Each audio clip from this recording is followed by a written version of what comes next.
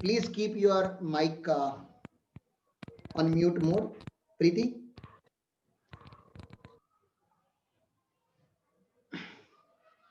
Yeah.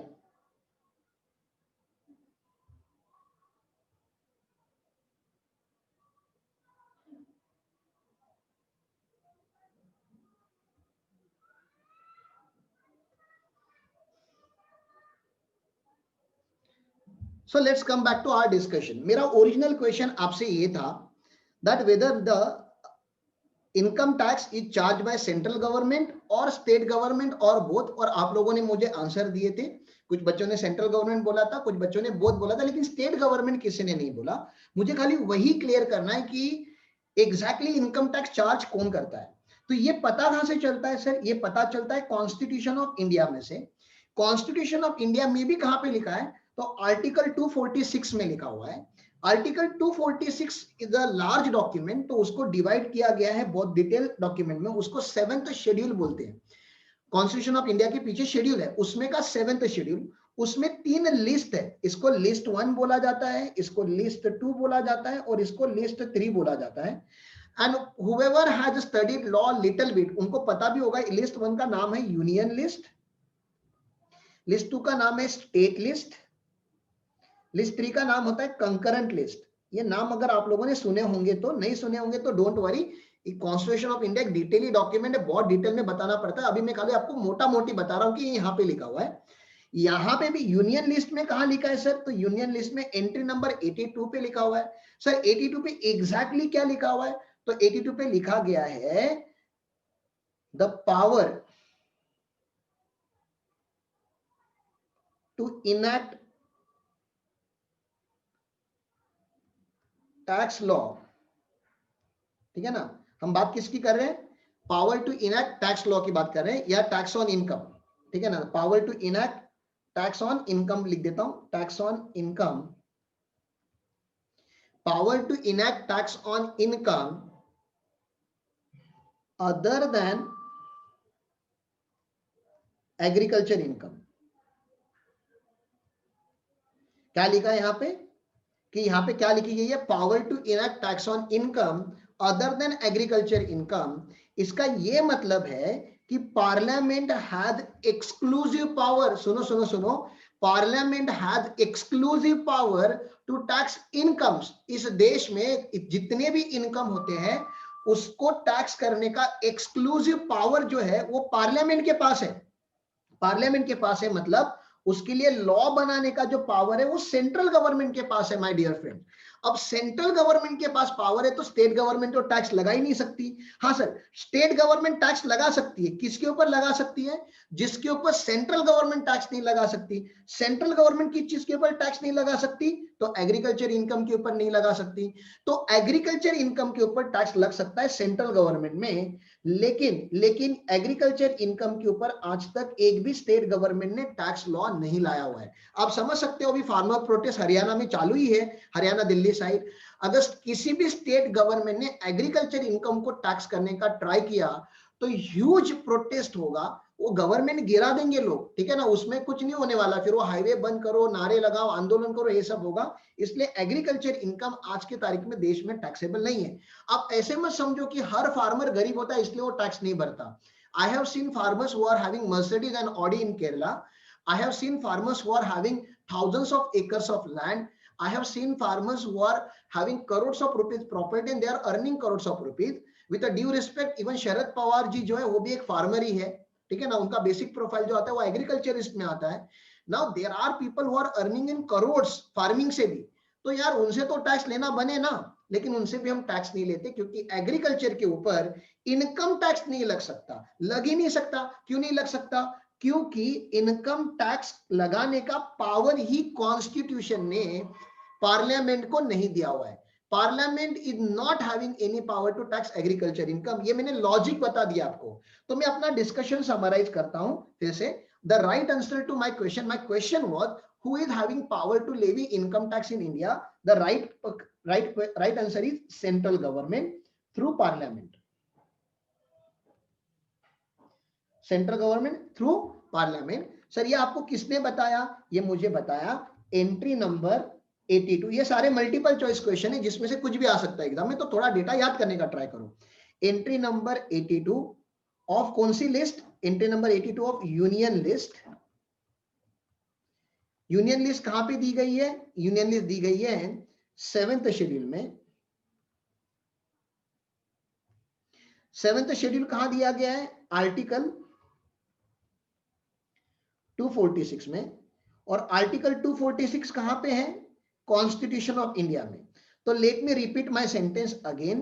The power to tax incomes other than agriculture income, the power to tax incomes other than agriculture income is exclusively given to parliament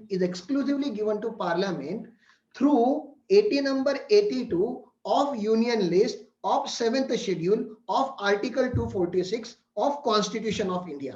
अगर हम लोग ये अभी physical batch पे होते हैं ना तो आपसे ये मैं 10 बार बुलवा था, ठीक है ना। The power to enact tax on incomes other than agriculture income is given to parliament through entry number 82 of union list of 7th schedule of article 246 of constitution of India। ऐसे बोलना है। क्या आपको दोस्तों ऐसे लगता है कि कल मोदी अंकल टीवी पे आएंगे और वो डिक्लेयर कर देंगे कि चलो अभी इनकम टैक्स का रेट 50%, अभी इनकम टैक्स का रेट 70%? ऐसे हो सकता है क्या? क्या उनके हाथ में पावर है? क्या मोदी अंकल के हाथ में पावर है? क्या प्रधानमंत्री के हाथ में पावर है? क्या प्रेसिडेंट के हाथ में पावर दिया हमने? जल्दी बोलो। क्या हमने किसी एक पर्सन के हाथ में पावर दिया? नहीं, हमने पावर किसको दिया है? पार्लियामेंट में। और पार्लियामेंट में आपने देखा होगा तो सारे पार्टी के लोग बैठे होते हैं, सारे स्टेट के रिप्रेजेंटेटिव बैठे होते हैं। और यहाँ पे जब तक कोई भी चीज पास नहीं होती तब तक वो लॉ बन नहीं सकता है। This is how we protect ourself. कि हम अभी किसी राजा महाराजा के जमाने में नहीं है कि राजा का मूड आज खराब है तो ज्यादा टैक्स बोल देगा इस टाइम पे, तो और हमें ये भी पता नहीं कि नेक्स्ट ईयर में टैक्स कितना होगा, अनसर्टेन है। ऐसा कुछ नहीं। Now everything is documented, everything is fight for. और हम लोगों को बहुत ज्यादा राइट है क्योंकि पार्लियामेंट में कौन बैठेगा, मतलब कौन आप लोगों को रिप्रेजेंट करेगा, that power is given to you. Therefore next time when you vote wisely, आप सोच समझ के वोट करना, क्योंकि जो भी पर्सन पार्लियामेंट में हाँ बोलेगा या ना बोलेगा, दैट हाँ एंड ना इज डायरेक्टली और इनडायरेक्टली सेड बाय यू। आपने उसको पार्लियामेंट में बैठने का पावर दिया है and therefore he is there representing you. तो गवर्नमेंट कौन होता है? वो हमारे हाथ में होता है। गवर्नमेंट कोई दूसरा बॉडी नहीं है, it's a body created by us. ये सारा मुझे आपको बताना था। देश चलाने का खर्चा बहुत होता है। अरे अपने बाप से पूछ लो घर चलाने का खर्चा कितना होता है, तो ये सोचो कि देश चलाने का खर्चा कितना होगा। और जब तक वो खर्चे में कंट्रीब्यूशन आप और मैं नहीं करेंगे तो कौन करेगा? ठीक है ना। अगर सबने डिसाइड कर लिया, आज की तारीख में खाली 3% लोग टैक्स भर रहे हैं, अगर वो 3% लोगों ने भी बोल दिया जाओ नहीं भरना है टैक्स, नहीं भरना ही नहीं है टैक्स, जब बाकी 97 नहीं भरे तो हम भी क्यों भरे? हम भी नहीं भरेंगे tax. Then you will see the failure of whole nation. लेकिन वो दिन आना नहीं चाहिए, आएगा भी नहीं, because we are capable to pay taxes, because we are enjoying and we are earning on this particular soil। ये कंट्री आपको सीए में बना रहा है, ये कंट्री आपको सीए बनाता है, ये कंट्री आपको एजुकेटेड बना रहा है, ये कंट्री आपको बिजनेस करने का मौका दे रहा है, ये कंट्री है जहां से आप कमाते हो। अब जहां कमाया हुआ है, जहां सर्वाइव हुए हैं, जहां पे फैसिलिटी एंजॉय करते हैं, वहां पे तो टैक्स भरना हमारा हक बनता है। ठीक है, तो ये एक बात हो गई कि सेंट्रल गवर्नमेंट ये टैक्स लगाता है। अच्छा मुझे पहले बताओ, पहले एक्ट बनता होगा कि पहले एक्ट और फिर टैक्स? एक ये सिचुएशन बता रहा हूं, फिर बता रहा हूं एक टैक्स और फिर एक्ट। ये कौन सा वाला सिचुएशन राइट है? कि पहले गवर्नमेंट टैक्स लगाता है और फिर एक्ट बनाता है, या उल्टा पहले एक्ट बनाता है फिर टैक्स लगाता है? विच सिचुएशन इज राइट? सिचुएशन 1 या सिचुएशन 2? रिप्लाई करो। पहले एक्ट फिर टैक्स, पहले लॉ बनाएंगे और फिर टैक्स करेंगे, कि पहले टैक्स लगाना चालू कर देंगे लॉ बनते रहेगा आराम से? पहले एक्ट फिर टैक्स। तो यही मैं आपको बताने का ट्राई कर रहा था कि भैया देश में ऐसे कल सुबह उठ के गवर्नमेंट कुछ भी अनाउंस नहीं कर सकती। अनाउंसमेंट होने से पहले एक्ट बनना चाहिए। और एक्ट कहां बनता है? तो अगर आपको विटनेस करना होगा, अगर देखना होगा, एक्सपीरियंस करना होगा कि ये एक्ट इंडिया में बनता ही कैसे है, तो जब बजट आएगा अभी 1 फेब पे, उस दिन पूरा दिन टीवी देखो आप। और जब मैं बोलता हूँ टीवी देखो तो जूम टीवी या वो पोगो चैनल वो सब मत देखो, कार्टून नेटवर्क वगैरह, सीएनबीसी या ईटी नाउ देख लेना, या सबसे सिंपल चैनल जो है वो लोकसभा राज्यसभा का करके टीवी देखा आप लोगों ने? राज्यसभा करके टीवी देखा आपने? राज्यसभा, राज्यसभा करके टीवी होता है, लोकसभा करके टीवी होता है। जहाँ पे पार्लियामेंट में क्या हो रहा है वो दिखाया जाता है।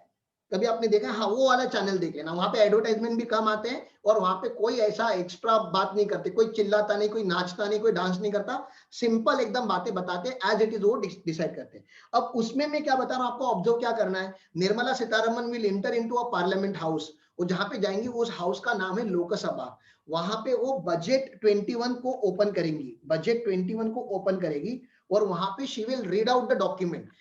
वो वहां पे खाली अनाउंसमेंट होता है कि बजट में क्या क्या आएगा, आया नहीं है, आएगा, we are planning for this. और फिर फेब में फाइटिंग होगा, मार्च में फाइटिंग होगा, 2 महीने का फाइटिंग चलेगा पार्लियामेंट में, लोकसभा राज्यसभा पे। और लोकसभा से जब वो बिल पास हो जाएगा, वो बिल जब पास हो जाएगा तो हो जाएगा राज्यसभा में, लोकसभा से पास हो गया तो गया राज्यसभा में, राज्यसभा में जब पास होगा तो प्रेसिडेंट के पास जाता है साइन करने के लिए। मतलब 3 लेवल पे उस बिल को फिल्टर किया जाता है, जो प्रपोजल गवर्नमेंट देता है वो 3 लेवल पे फिल्टर होता है, पहला लोकसभा में, फिर राज्यसभा में, फिर प्रेसिडेंट का। और प्रेसिडेंट जब उसके ऊपर साइन करेगा तो जो बिल बना था पहले वो बिल बन जाता है एक्ट, पहले जो बिल होता है वो एक्ट बन जाता है, ठीक है ना। तो बिल से एक्ट बनने का जर्नी है एक, उसमें तो बहुत सारे स्टेप्स आते हैं, मैंने तो आपको 3 एकदम समरी वाले बता दिए।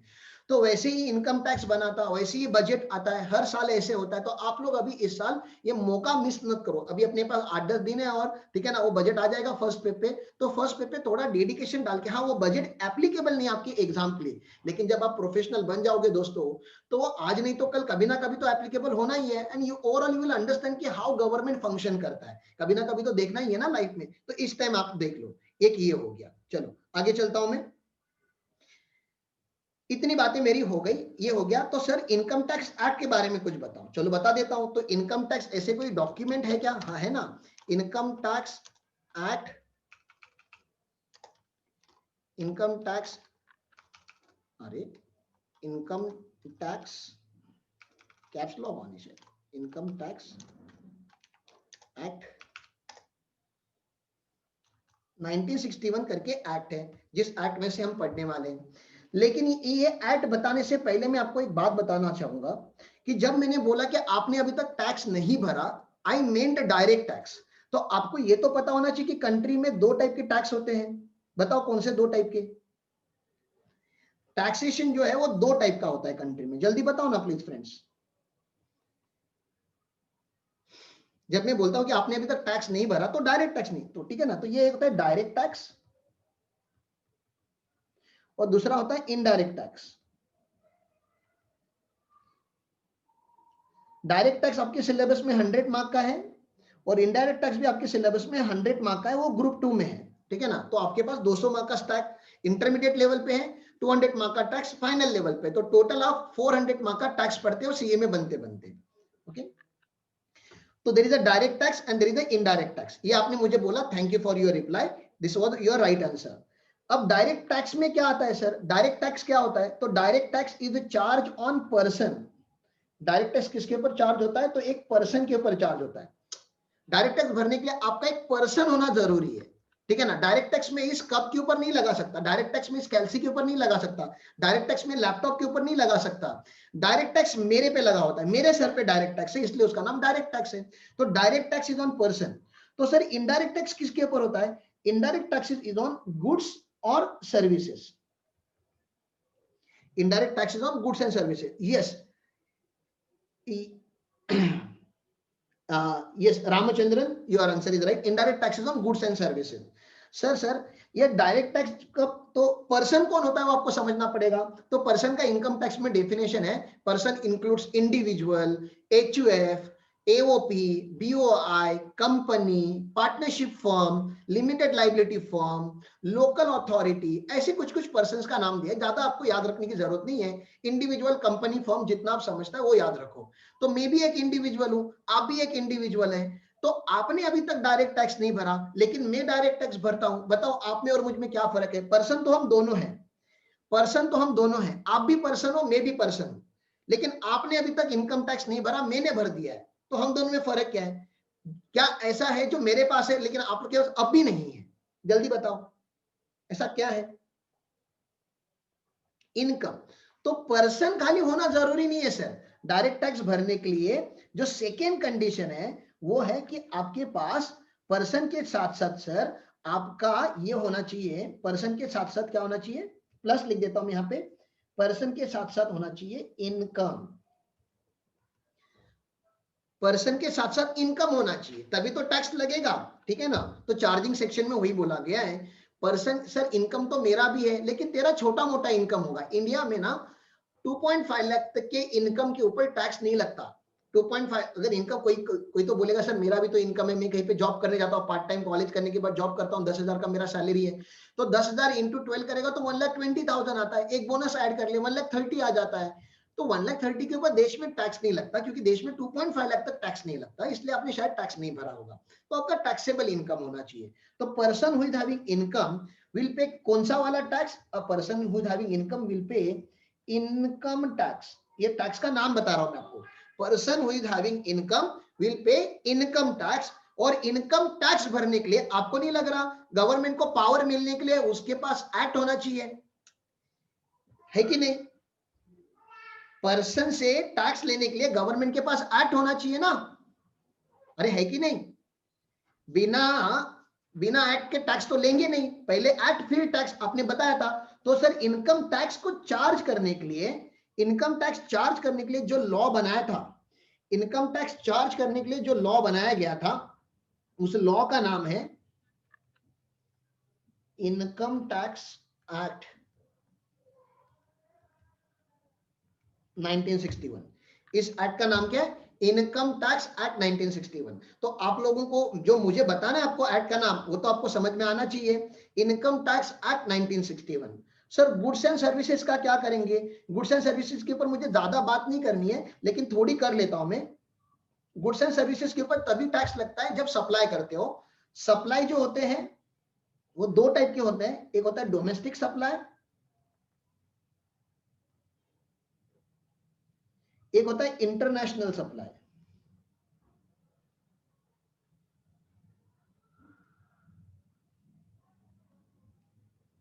लेकिन यहां पे इंटरनेशनल सप्लाई ऑफ गुड्स लिखना पड़ेगा मुझको, इंटरनेशनल सप्लाई ऑफ गुड्स। अब जब इंटरनेशनल सप्लाई होता है तो इंटरनेशनल सप्लाई को हम राजा बोलते हैं import and export. International supply को हम क्या बोलते हैं दूसरी लैंग्वेज में, इंटरनेशनल सप्लाई का और एक वर्डिंग क्या है, इंपोर्ट एंड एक्सपोर्ट। आपको समझ में आ रहा होगा, इंपोर्ट एंड एक्सपोर्ट वर्ड तो कॉमन है आप लोगों के लिए। इंटरनेशनल मतलब एक नेशन से दूसरे नेशन पे। जब हम बोलते हैं कि इंटरनेशनल मैच है तो आपको समझ में आना चाहिए कि इंटरनेशनल मैच मतलब इंडिया पाकिस्तान, इंडिया श्रीलंका, उस मैच को हम इंटरनेशनल मैच बोलते हैं, राइट। तो इंटरनेशनल सप्लाई ऑफ गुड्स की जो बात होती है, इंटरनेशनल सप्लाई ऑफ गुड्स, तो import and export of goods का होता है। और जब इंपोर्ट एंड एक्सपोर्ट होता है तो कौन से टाइप का इनडायरेक्ट टैक्स लगता है, तो वो जो टैक्स लगता है उसको हम बोलते हैं कस्टम ड्यूटी। आपके सिलेबस में कस्टम ड्यूटी 20 मार्क्स का है, आपके सिलेबस में 20 मार्क्स का आएगा कस्टम ड्यूटी, ठीक है ना, सिलेबस की भी बात कर रहा हूं मैं। तो कस्टम ड्यूटी हम भरते हैं। फिर से वही सवाल, मुझे बताओ कस्टम ड्यूटी चार्ज करने के लिए एक्ट होगा कि नहीं होगा, कस्टम ड्यूटी चार्ज करने के लिए एक्ट होगा कि नहीं होगा, बोलो। बिना एक्ट का कस्टम ड्यूटी चार्ज होगा क्या। Shubham I can't hear you, so please keep your mic close, अभी म्यूट करो। हम इंटरेक्शन सेशन चालू करेंगे लेक्चर होने के बाद। हाँ सर एक्ट बना होगा, तो इस एक्ट का नाम क्या है सर, इस एक्ट का नाम है कस्टम्स एक्ट 1962। देखो 1961 का इनकम टैक्स एक्ट है, 1962 का कस्टम्स एक्ट है, तो ये आपको याद रखना है, बाद में बात करेंगे। वैसे भी मैं भी इनडायरेक्ट टैक्स के ऊपर ज्यादा बात नहीं करना चाहता, I wanted to focus more on direct tax, ठीक है। अब डोमेस्टिक सप्लाई, डोमेस्टिक सप्लाई में भी सप्लाई को दो लेवल पे डिवाइड किया जाता है, आपको पता ही होगा, आपने थोड़ा बहुत तो सुना ही होगा, इंट्रा स्टेट सप्लाई और इंटर स्टेट सप्लाई। एक होता है इंट्रा स्टेट सप्लाई, दूसरा होता है इंटर स्टेट सप्लाई। वही बात, इंट्रा स्टेट सप्लाई मतलब विद इन द स्टेट, मतलब एग्जांपल अगर मुझे लिखना ही है तो मैं कुछ ऐसे लिखूंगा कि ये महाराष्ट्र से गुड्स महाराष्ट्र में सप्लाई होगा, और इंटर स्टेट सप्लाई में महाराष्ट्र से गुड्स केरला में सप्लाई होगा, महाराष्ट्र टू कर्नाटका, महाराष्ट्र टू केरला, कुछ भी याद रख सकते हो। जब हम इंट्रा स्टेट सप्लाई करते हैं, मतलब मुंबई के बेट में, मुंबई की दुकान से मुंबई के अंदर ही सप्लाई करते हैं, तो जीएसटी लॉ लगेगा हमें। कौन सा लॉ लगेगा, जीएसटी लॉ। लेकिन जीएसटी लॉ ना दो टाइप के होते हैं, सेंट्रल जीएसटी भी होता है और स्टेट जीएसटी भी होता है। आप लोग जिन्होंने भी एक्सपीरियंस है वो मुझे बता दो ना, इंट्रा स्टेट सप्लाई पे कौन सा टैक्स लगेगा, सीजीएसटी, एसजीएसटी या बोथ। आपने दुकान से सामान वगैरह तो लिया ही होगा कभी ना कभी, या डोमिनोज में खाना खाया होगा, होटल्स में खाना खाया होगा, मॉल से शॉपिंग किया होगा, तो आप कौन सा जीएसटी भरते हो, सीजीएसटी, एचजीएसटी या बोथ। सीजीएसटी एंड एचजीएसटी दोनों, क्योंकि जैसे आप महाराष्ट्र की सिटीजन हो तो महाराष्ट्र की गवर्नमेंट को टैक्स देना है, वैसे सेंट्रल गवर्नमेंट को भी टैक्स देना है, क्योंकि सेंट्रल गवर्नमेंट करके कोई और दूसरा एरिया नहीं है ना, सारे स्टेट मिलके ही तो सेंट्रल बनता है। तो सेंट्रल गवर्नमेंट के पास पैसे दो जीएसटी से जानी चाहिए, दोनों गवर्नमेंट के पास जानी चाहिए। महाराष्ट्र गवर्नमेंट बोलेगी मैं टैक्स लगाऊंगा, सेंट्रल गवर्नमेंट बोलेगी मैं टैक्स लगाऊंगा, तो हमने दोनों को आधा आधा दिया है। जीएसटी का रेट अगर 18% होता है तो 9% स्टेट गवर्नमेंट को जाता है, 9% सेंट्रल गवर्नमेंट को जाता है। जीएसटी का रेट अगर 12% होगा तो 6% स्टेट गवर्नमेंट को जाएगा, 6% सेंट्रल गवर्नमेंट को जाएगा। तो यहाँ पे दोनों लगता है राजा, यहाँ पे दोनों लगता है, सीजीएसटी भी लगता है और एचजीएसटी भी लगता है। सीजीएसटी भी लगेगा, एचजीएसटी भी लगेगा। सीजीएसटी एक्ट में लगता है 2017 में, और एचजीएसटी एक्ट में लगता है 2017 में। अब कौन सा स्टेट, अगर आप महाराष्ट्र के रहोगे तो महाराष्ट्र जीएसटी, गुजरात के रहोगे तो गुजरात का जीएसटी, तो कौन सा स्टेट वो आपकी डिपेंडिंग ऑन लोकेशन के ऊपर होता है। हाँ, लेकिन जब एक स्टेट से दूसरे स्टेट में माल जाता है तो वहां पे आईजीएसटी लगता है, आईजीएसटी एक्ट 2017। ये सारे एक्ट 2017 में आए थे। इसका मुझे ज्यादा बात नहीं करना, मुझे खाली कुछ कुछ बातें आपको ये दोनों की बतानी थी, एग्जाम्पल बताना था कि इतना है। आपके सिलेबस में जो जीएसटी है वो 80 मार्क्स का है, तो आप देख सकते हो जीएसटी का वेटेज बहुत ज्यादा आपके सिलेबस में, 80 मार्क्स का जीएसटी है और 20 मार्क्स का कस्टम्स है। ग्रुप 2 में, ग्रुप 2 की बात नहीं कर रहा मैं, ग्रुप 1 की बात कर रहा हूं फिलहाल। डायरेक्ट टैक्स में आपका 100 मार्क्स का वेटेज आता है। सर इन दोनों में फर्क क्या है, जरा दोनों का फर्क समझो, और गवर्नमेंट ने 2 लॉ क्यों लाए वो समझो। जैसे कि मैंने अपने लेक्चर के स्टार्टिंग में ही बताया था कि डायरेक्ट टैक्स आज के तारीख में hardly 3% population of India is paying. Indirect tax कितना परसेंट पॉपुलेशन भर रहा होगा आपके हिसाब से? गेम देखो गवर्नमेंट का गेम। इनडायरेक्ट टैक्स क्यों है कंट्री में वो बताऊंगा मैं। डायरेक्ट टैक्स 3% लोग ही भरते हैं, इनडायरेक्ट टैक्स कितने परसेंट लोग भरते होंगे आपके हिसाब से?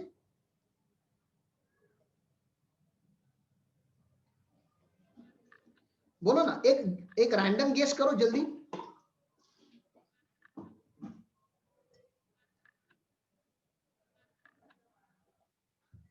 100% लोग इनडायरेक्ट टैक्स भरते हैं। सर क्यों? क्योंकि इनडायरेक्ट टैक्स जो है ना, अब मैं तुमको एक एक वर्ड पढ़ाने का ट्राई करता हूं। Direct tax versus indirect tax, ये आपने सुना ही होगा पहले भी कभी, तो बचपन में डिफरेंस पढ़ा होगा इकोनॉमिक्स में, टैक्स में, किधर ना किधर पढ़ा होगा, नहीं पढ़ा होगा तो पढ़ लेंगे, आपके मॉड्यूल में भी है।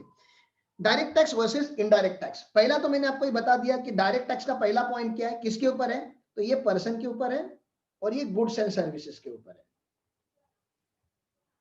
ठीक है ना। इसको टैक्स, इसका टैक्स कब लगता है, जब पर्सन का क्या होता है, इनकम। इसका टैक्स कब लगता है, जब यहाँ पे सप्लाई होता है। दूसरा बता रहा हूं, डायरेक्ट टैक्स का एग्जांपल क्या है, इनकम टैक्स। इनडायरेक्ट टैक्स का एग्जांपल क्या है, जीएसटी और कस्टम्स, ठीक है ना। छोटा छोटी बहुत पॉइंट बता रहा हूं, कुछ कुछ पॉइंट जो मुझे समझ में आ रहे मैं बता दे रहा हूं। डायरेक्ट टैक्स जो है, डायरेक्ट टैक्स ये जो है ना, डायरेक्ट टैक्स अब समझो, ये इंडिया का सिलेक्टेड पॉपुलेशन भरते हैं, सिलेक्टेड पीपल, बहुत ही कम है, very few, only few people are paying direct tax. लेकिन यहां पे टैक्स बेस वाइडर है, वाइडर टैक्स बेस, ठीक है ना। सर टैक्स बेस वाइडर मतलब कितना, मेरे हिसाब से 100%। सर आपके हिसाब से ऑलमोस्ट ऑल, क्यों?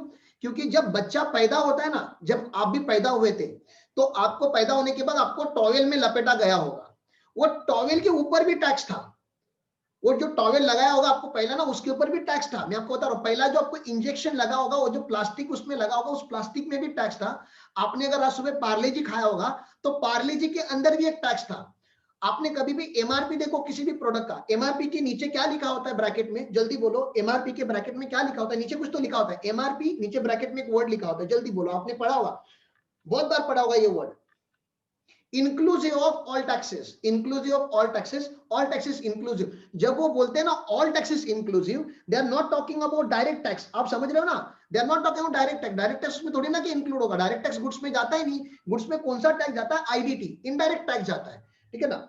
तो technically they are talking about goods and service tax. अब मुझे बताओ, रास्ते का अगर भिखारी भी जाके अगर पार्ले जी परचेस करेगा तो he has also paid tax, और अगर कल अंबानी भी जाके अगर पार्ले जी खाएगा तो अंबानी आल्सो पेड टैक्स। तो यहाँ पे क्या होता है, यहाँ पे सारा पॉपुलेशन टैक्स भर रहा है। तो आप जरा समझो ये कैसे चलता है। दूसरी बात, डायरेक्ट टैक्स जो है ना, डायरेक्ट टैक्स, मुझे एक बात बताओ, अगर आप इंडिया में कमाओगे इनकम टैक्स, तो इंडिया का गवर्नमेंट इनकम टैक्स लेगा आपसे?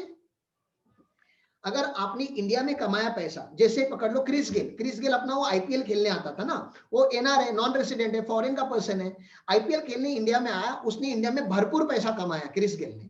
तो आपको नहीं लग रहा उसको इंडिया में टैक्स भर के जाना चाहिए जाने से पहले? लग रहा है कि नहीं? पहले वो बताओ। लगता है सर, क्योंकि डायरेक्ट टैक्स जो है ना सर, वो सोर्स बेस्ड है। सोर्स बेस्ड मतलब समझते हो, जहां पे उस इनकम का आपने इंडिया में कमाया तो इंडिया में टैक्स लगेगा ही लगेगा आपको, क्या बात कर रहे हो, ठीक है ना। अच्छा, जापान का कोई बंदा जापान में कमा रहा है, या क्रिस गेल अपनी कंट्री में खेल रहा है, या क्रिस गेल लंदन में मैच खेल रहा है, तो सर उससे टैक्स नहीं लेंगे। जब वो लोग इंडिया से कमाएंगे तो इंडिया में तो टैक्स भरना ही पड़ेगा, हमारी धरती पे कमाते तो हमारे यहाँ पे टैक्स तो भरना ही पड़ेगा। लेकिन लेकिन लेकिन सुनो सुनो सुनो, जब इंडिया से गुड्स एक्सपोर्ट होते, कस्टम्स का एग्जांपल दे रहा हूं मैं आपको, इजी है वो। इंडिया से गुड्स एक्सपोर्ट हो रहे अगर यूएसए में, तो इंडिया से जब गुड्स बाहर जा रहे, तो इंडिया से गुड्स बाहर जा रहे, तो इसके ऊपर हम टैक्स नहीं लगाते, ठीक है ना। इसके दो तीन रीजन है, लेकिन एकदम सिंपल रीजन अगर मैं बताऊं, तो अभी इसका जो कंजम्पशन होगा ना, वो यूएसए में होगा, गुड्स का कंजम्पशन इंडिया में नहीं होगा, ये पहला रीजन। दूसरा, जब आप एक्सपोर्ट करते हो तो यूएसए के पास ऑप्शन होता है कि वो मलेशिया से इंपोर्ट करे, चाइना से इंपोर्ट करे, जापान से इंपोर्ट करे, या इंडिया से इंपोर्ट करे। तो इंटरनेशनल मार्केट में हमें कॉम्पिटेटिव रहना पड़ता है, तो हमारे प्राइजेस कम होते हैं। अगर ये 100 रुपीज का गुड्स होगा, उसके ऊपर मैं 18 रुपए का टैक्स लगा दूंगा, तो इंटरनेशनल मार्केट में इसकी प्राइस 118 होगी। और अगर चाइना अगर 90 रुपीज में बेच रहा है, तो इंटरनेशनल बायर जो होंगे वो चाइना से लेंगे, इंडिया से क्यों लेंगे। तो हमें एक्सपोर्ट को इंकरेज करने के लिए हमें एक्सपोर्ट के ऊपर टैक्स नहीं लगाना होता। दूसरा, अगर वही रिवर्स होता, चाइना से अगर माल इंडिया में आता है तो इंपोर्ट ड्यूटी भरपूर लगाते, हम जी भर के इंपोर्ट ड्यूटी लगाते। कोई कोई प्रोडक्ट के ऊपर हमने 300% इंपोर्ट ड्यूटी रखी है। मतलब 1 करोड़ का प्रोडक्ट आपने मंगाया तो 4 करोड़ का हो जाएगा, क्योंकि 3 करोड़ का तो टैक्स भर दोगे आप। तो किसी किसी प्रोडक्ट के ऊपर हमने बहुत ज्यादा इंपोर्ट ड्यूटी लगाई है। अब इंपोर्ट ड्यूटी इंडिया में ज्यादा है और एक्सपोर्ट ड्यूटी ऑलमोस्ट नेग्लिजिबल है। सर ऐसा क्यों?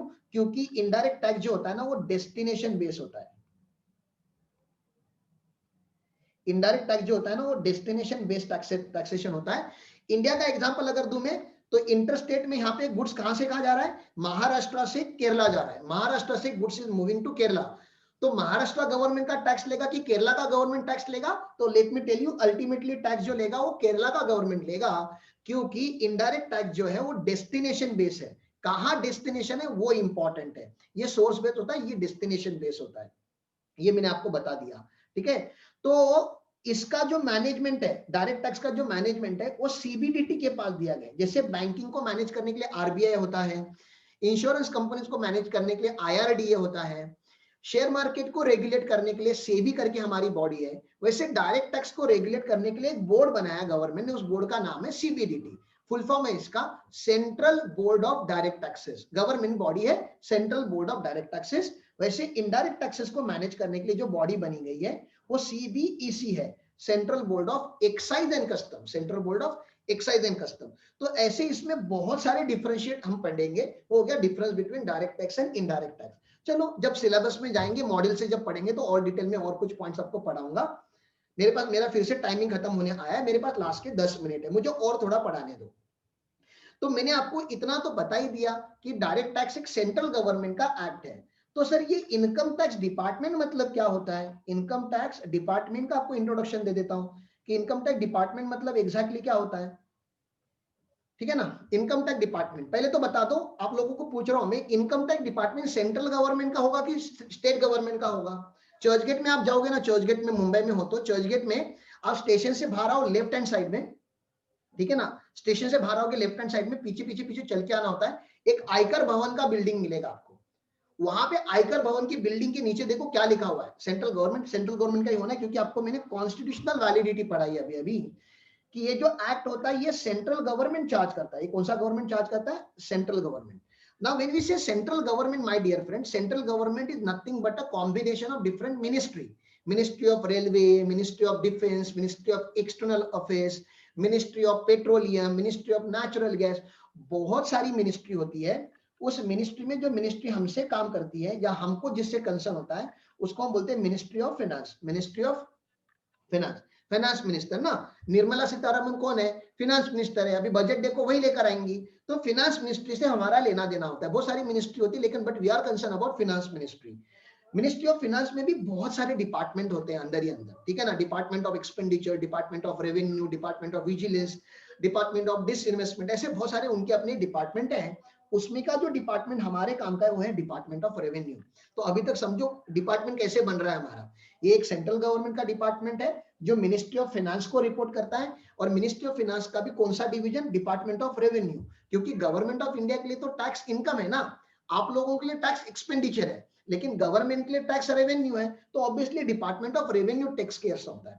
डिपार्टमेंट ऑफ रेवेन्यू ने इंडिया की टैक्स स्ट्रक्चर को अच्छे से मैनेज करने के लिए दो मेन बोर्ड बनाए हुए हैं। उन दो बोर्ड का नाम क्या है? मैंने अभी यहाँ पे बताया, सीबीडीटी और सीबीआईसी नहीं, सॉरी सीबीआईसी, मैंने यहाँ पे गलत पुराना वाला नाम लिख दिया, central board of indirect tax and custom. Central board of indirect tax and custom, कुछ और सोच रहा था और मैंने ये लिखा था central board of direct tax and central board of indirect tax and custom, ऐसा इसका नाम है, ठीक है। तो ये डिपार्टमेंट ऑफ रेवेन्यू आ गया। तो मुझे अभी आपको इनकम टैक्स पढ़ाना है, तो मैं आपको यहाँ पे पढ़ा रहा हूँ सीबीडीटी। तो हमारा जो बोर्ड है उस बोर्ड का नाम क्या है? CBDT board. सेंट्रल गवर्नमेंट के बाद ministry of finance, ministry of finance के अंडर क्या आता है? Department of revenue. Department of revenue के अंडर दो बोर्ड है, सीबीडीटी एंड सीबीआईसी। क्योंकि मैं डायरेक्ट टैक्स का डिपार्टमेंट आपको बता रहा हूं तो I am writing CBDT here. अब सीबीडीटी के नीचे बहुत सारे ऑफिसर अपॉइंट होते हैं। उसमें का सबसे सीनियर ऑफिसर जो होता है, इसके अंदर सबसे सीनियर जो ऑफिसर होता है उसका नाम होता है principal chief commissioner of income tax. क्या नाम होता है इसका? Principal chief commissioner of income tax. मैं शॉर्टकट में ही लिखूंगा, principal chief commissioner of income tax. Principal chief commissioner of income tax के नीचे कौन होता है? तो chief commissioner of income tax. जरा समझने का ट्राई करो। Principal chief commissioner of income tax के नीचे होता है chief commissioner of income tax. Chief commissioner of income tax जो होते हैं और principal chief commissioner of income tax जो होते हैं वो सेम ही लोग होते हैं, खाली प्रिंसिपल मतलब चीफ कमिश्नर में का सीनियर इंसान। अगर 100 चीफ कमिश्नर होंगे इंडिया में तो उसमें के 5 या 6 या 8 लोग सीनियर होंगे एज वाइज, उनको हम प्रिंसिपल चीफ कमिश्नर बोलते हैं। जैसे घर में दादाजी होते हैं वैसे इनकम टैक्स में प्रिंसिपल चीफ कमिश्नर होते हैं। वो दादाजी है, वो सीनियर लोग हैं। वो यूजुअली ज्यादा काम नहीं करते, वो मेजोरिटी टाइम ऑर्डर पास करते हैं, साइनिंग करते हैं। मेजोरिटी काम जो डिपार्टमेंट का होता है वो हैंडल किया जाता है by commissioner of income tax. Majority काम को हैंडल करता है, जैसे घर में पप्पा होते हैं वैसे इनकम टैक्स डिपार्टमेंट के पप्पा मतलब कमिश्नर ऑफ इनकम टैक्स। और senior commissioner of income tax को हम बोलते हैं principal commissioner of income tax, PCIT. इसका नाम क्या था? पीसीसीआईटी। इसका नाम था सीसीआईटी, इसका नाम है PCIT, principal chief commissioner of income tax. Principal chief commissioner of income tax, chief commissioner of income tax, principal commissioner of income tax. इसका फुल फॉर्म क्या है? Principal commissioner of income tax. इनके नीचे क्या होता है? Commissioner of income tax, CIT. ये सबसे इंपॉर्टेंट पोस्ट होता है डिपार्टमेंट का। यहां पहुंचने के लिए लोग क्या क्या नहीं करते, ठीक है ना। तो ये कमिश्नर ऑफ इनकम टैक्स होता है, ये बहुत एक्टिव पर्सन होता है कमिश्नर ऑफ इनकम टैक्स, क्योंकि इसके ऊपर के जो लोग हैं ना वो थोड़े ओल्ड एज हो चुके रहते हैं, वहां तक पहुंचने के लिए वो लोग बूढ़े हो जाते हैं। ये लोग यंग रहते हैं, सीआईटी लोग यंग होते हैं। तो इनके रगों में खून जो होता है वो वही होता है कि देश में तो टैक्स भरवा के लूंगा। आपने किसी भी देश प्रेमी पुलिस ऑफिसर का कोई मूवी वगैरह देखा होगा तो समझो कि इनकम टैक्स में भी उनमें वैसा ही जोश होता है कि ऐसे कैसे टैक्स की चोरी करोगे। यही लोग होते हैं जो रेड वगैरह करवाते हैं, ठीक है। कमिश्नर ऑफ इनकम टैक्स के नीचे हो भी सकता है, नहीं भी हो सकता, लेकिन ऐसा एक पोस्ट होता है additional commissioner of income tax, ठीक है ना। मैं एड कॉम लिख रहा हूं, additional commissioner of income tax. Additional commissioner के नीचे होता है ज्वाइंट कमिश्नर, ज्वाइंट कमिश्नर के नीचे होता है एसीडीसी, मैंने जेसी लिखा है, AC DC, assistant commissioner and deputy commissioner. उसके नीचे होता है आईटीओ, उसके नीचे क्या होता है? आईटीओ होता है। उसके नीचे इंस्पेक्टर, टीआरओ, ऐसे और भी पोस्ट होती है, लेकिन मुझको जितनी काम की मैंने उतनी लिख दी, ठीक है ना। तो सबसे पहले मैं यहां से बात करता हूं, सबसे छोटा ऑफिसर बता देता हूं। सबसे छोटा ऑफिसर होता है ITO, income tax officer. Income tax officer के ऊपर होता है असिस्टेंट कमिश्नर और डिप्यूटी कमिश्नर, दोनों का नाम होता है। असिस्टेंट कमिश्नर भी बोलते हैं, डिप्यूटी कमिश्नर भी बोलते हैं, पोस्ट अलग अलग है लेकिन उनकी पावर एक ही, इसलिए मैंने स्लैश करके रखा हुआ है। जो काम असिस्टेंट कमिश्नर कर सकता है वो सारे काम डिप्यूटी कमिश्नर भी करता है।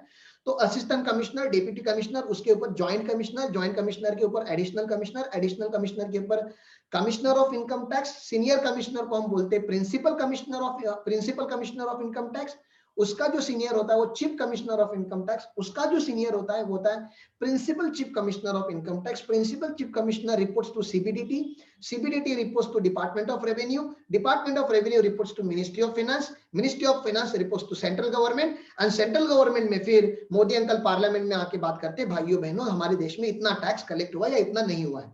तो रिपोर्टिंग स्टार्ट्स फ्रॉम हियर।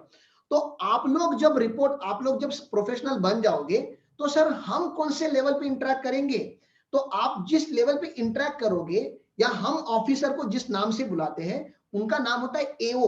तो सर ये एओ कौन होता है, डिपार्टमेंट में आपने मुझे एओ तो दिखाया नहीं। एओ का फुल फॉर्म होता है असेसिंग ऑफिसर।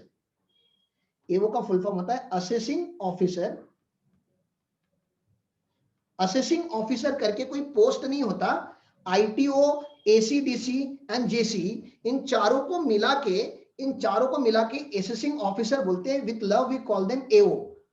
प्यार से हम इनको क्या बुलाते हैं, एओ। एओ जो होता है वो हम जैसे टैक्स पेयर से, उनके रिप्रेजेंटेटिव से, चार्टर्ड अकाउंटेंट से, कॉस्ट अकाउंटेंट से इंटरेक्ट करते हैं।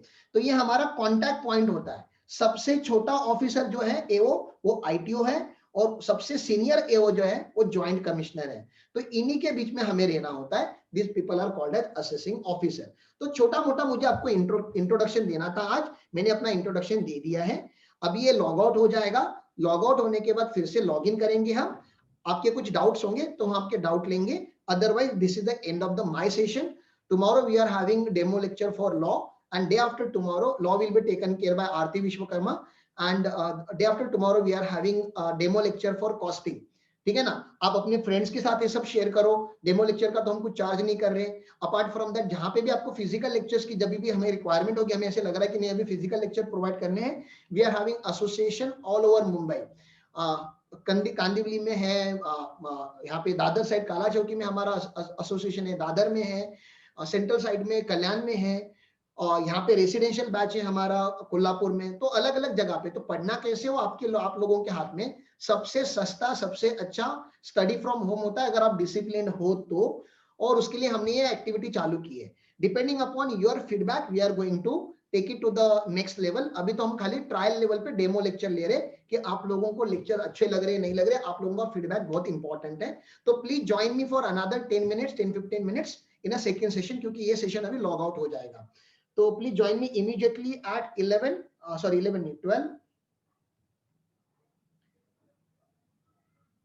12:26 पे ज्वाइन करते हैं। 2 मिनट में आप ज्वाइन कर लो प्लीज, ठीक है ना। अभी 12:24 हुआ है, and now I am going to remove the mic, तो you can directly interact with me. आप अनम्यूट करके बात कर सकते हो, आपकी कुछ भी बातें होंगी तो। Okay, thank you all and see you in the next session.